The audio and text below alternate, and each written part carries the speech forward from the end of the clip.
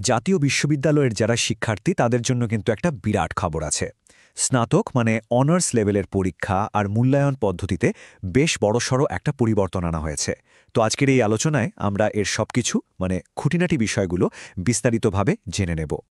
আমরা কি কি বিষয় নিয়ে কথা বলবো, তাই তো? আচ্ছা, প্রথমে দেখব এই পরিবর্তনের মূল ব্যাপারটা কি। তারপর জানব নতুন নম্বর বন্টনটা কেমন হয়েছে, লিখিত পরীক্ষার কাঠামোতেই বা কি বদল এলো, আর হ্যাঁ, বিশ্ববিদ্যালয় কর্তৃপক্ষ কেনই বা এই সিদ্ধান্তটা নিল, শিক্ষার্থীরাই বা কী ভাবছে এটা নিয়ে। আর সবশেষে সবচেয়ে জরুরি যে প্রশ্নটা, এই নতুন নিয়ম চালু হচ্ছে কবে থেকে। চলুন এক এক করে সব জেনে নেওয়া যাক। তো প্রথমেই আসি একদম আসল খবরে। জাতীয় বিশ্ববিদ্যালয় কিন্তু একেবারে অফিসিয়ালি তাদের অনার্স লেভেলের কোর্সগুলোর মূল্যায়ন পদ্ধতিতে একটা পরিবর্তন এনেছে। আর এটা কিন্তু কোনো ছোটখাটো রদবদল না, বলা যায় একেবারে একটা মৌলিক পরিবর্তন। আচ্ছা, তাহলে মূল পরিবর্তনটা ঠিক কোথায় আনা হয়েছে? সবচেয়ে বড় আর সবচেয়ে গুরুত্বপূর্ণ পরিবর্তনটা কিন্তু হয়েছে নম্বর বন্টনের ক্ষেত্রে।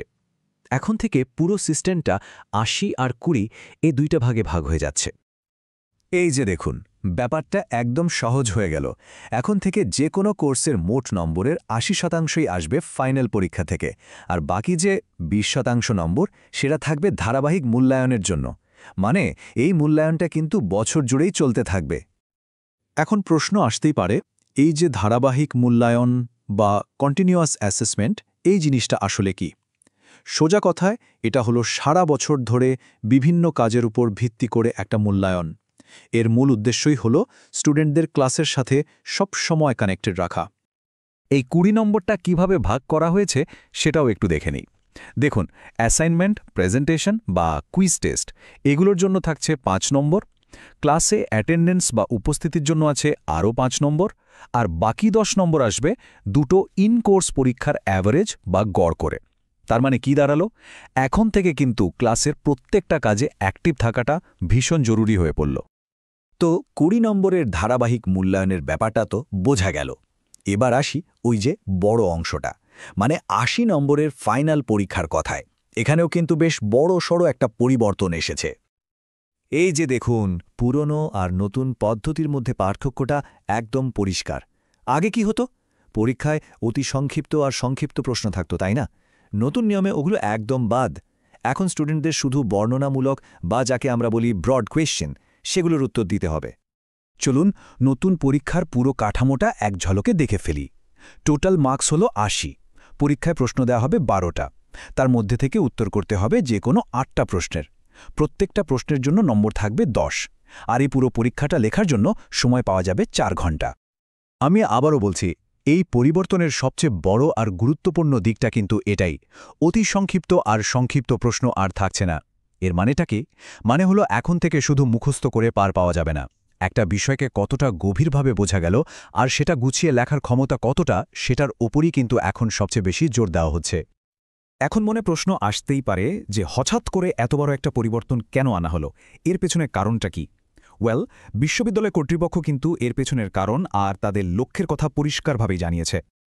বিশ্ববিদ্যালয় কর্তৃপক্ষের ভাষ্যমতে শিক্ষার্থীদের বিশ্লেষণধর্মী লেখনী ও উচ্চতর চিন্তাশক্তি মূল্যায়নের লক্ষ্যেই এই পরিবর্তন আনা হয়েছে। সোজা কথায় তারা চায় শিক্ষার্থীরা যেন কোনো বিষয় নিয়ে শুধু তথ্য মুখস্থ না করে, বরং সেটাকে বিশ্লেষণ করতে শেখে আর তাদের চিন্তার গভীরতা বাড়ে। তাহলে পুরো বিষয়টাকে যদি আমরা এক জায়গায় করি, বিশ্ববিদ্যালয় মূলত ৩টা জিনিস চাইছে। ১ নম্বর, শিক্ষার্থীরা অ্যানালিটিক্যাল বা বিশ্লেষণ করে লিখতে শিখবে। ২, তাদের মধ্যে হায়ার অর্ডার থিঙ্কিং বা কোনো বিষয় নিয়ে গভীরভাবে চিন্তা করার ক্ষমতা তৈরি হবে। আর ৩ নম্বর হলো ওই যে ২০ নম্বরের ধারাবাহিক মূল্যায়ন, সেটার মাধ্যমে ক্লাসে তাদের নিয়মিত আসা যাওয়ার অংশগ্রহণটা নিশ্চিত হবে। যে কোনো বড় পরিবর্তন নিয়েই কিন্তু পক্ষে বিপক্ষে নানা রকম কথা হয়, তাই না? জাতীয় বিশ্ববিদ্যালয়ের এই নতুন পরীক্ষা পদ্ধতি নিয়েও কিন্তু স্টুডেন্টদের মধ্যে একটা মিশ্র প্রতিক্রিয়া দেখা যাচ্ছে। একদিকে যেমন অনেকেই এই উদ্যোগকে স্বাগত জানিয়েছে, তাদের মতে এটা শিক্ষার মান বাড়াতে আসলেই সাহায্য করবে। আবার অন্যদিকে কিছু শিক্ষার্থীর মধ্যে কিন্তু বেশ টেনশনও কাজ করছে। তাদের মূল চিন্তাটা হলো ৪ ঘণ্টায় ৮টা বড় প্রশ্নের উত্তর লেখা তো বেশ চাপের ব্যাপার। এই সময় আর প্রশ্নের বোঝা নিয়ে তারা একটু চিন্তিত। তো আমরা আলোচনার একদম শেষ পর্যায়ে চলে এসেছি। আর এখন যে প্রশ্নটার উত্তর আমরা খুঁজব সেটা সম্ভবত সবচেয়ে গুরুত্বপূর্ণ। এই নতুন নিয়মটা আসলে কবে থেকে চালু হচ্ছে? এই তারিখটা একদম পরিষ্কারভাবে মনে রাখতে হবে। নতুন এই পরীক্ষা পদ্ধতিটা কার্যকর হতে যাচ্ছে আগামী 2024-25 শিক্ষাবর্ষ থেকে। তার মানে যারা এই সেশনে ভর্তি হবে তাদেরকেই কিন্তু এই নতুন নিয়মের আওতায় পরীক্ষা দিতে হবে।